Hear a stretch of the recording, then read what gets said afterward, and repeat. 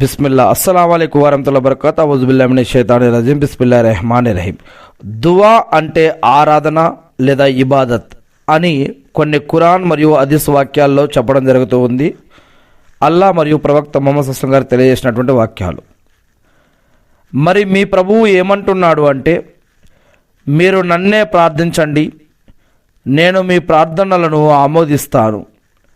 నా దాస్యం పట్ల గర్వహంకారం ప్రదర్శించేవారు త్వరలోనే అవమానితులై నరకంలో ప్రవేశించటం తథ్యం. ఖురాన్లోని సూరా అల్ మోమిన్లోని 60వ వాక్యం. మేము నిన్నే ఆరాధిస్తున్నాము, సహాయం కోసం నిన్ను మాత్రమే అర్థిస్తున్నాము. ఖురాన్లోని సూరా అల్ ఫాతిహాలోని మొదటి సూరాలోని 4వ వాక్యం.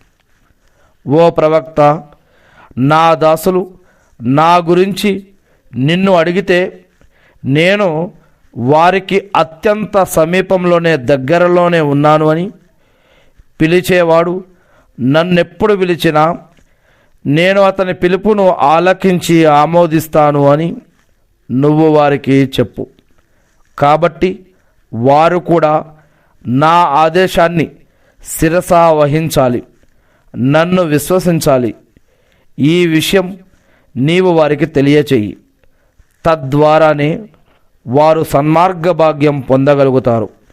ఖురాన్లోని 2వ సూరా అల్ బకరాలోని 186వ వాక్యం. ఇక హదీసు గ్రంథాలు.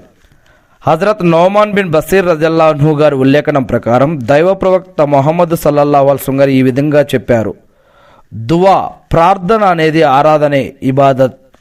మీ ప్రభువు ఆజ్ఞాపించాడు, నన్నే వేడుకోండి, నేను ప్రార్థనలను ఆమోదిస్తాను, స్వీకరిస్తాను. సుననే అబూ దావూద్ హదీస్ నంబర్ 1479. మీలోని ప్రతి ఒక్కరూ తమ యొక్క అవసరాలన్నిటికీ అల్లానే అర్థించాలి. చివరికి వారి చెప్పులు పట్టీలు తెగిపోయినా ఆయన్నే అర్థించాలి. మిస్కాతుల్ మసాబి హదీస్ నంబర్ 2251. ప్రవక్త ముహమ్మద్ సల్లల్లాహు అలైహి వసల్లం గారు తెలియజేసినటువంటి వాక్యం.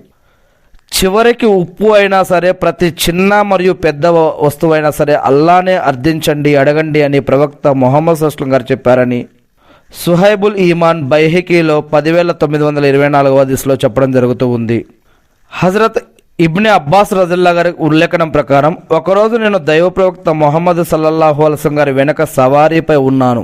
అప్పుడు ప్రవక్త ముహమ్మద్ సల్లల్లాహు అలైహి వసల్లం గారు ఇలా అన్నారు: ఓ అబ్బాయి, నేను నీకు కొన్ని ముఖ్యమైన విషయాల గురించి తెలుపుతున్నాను.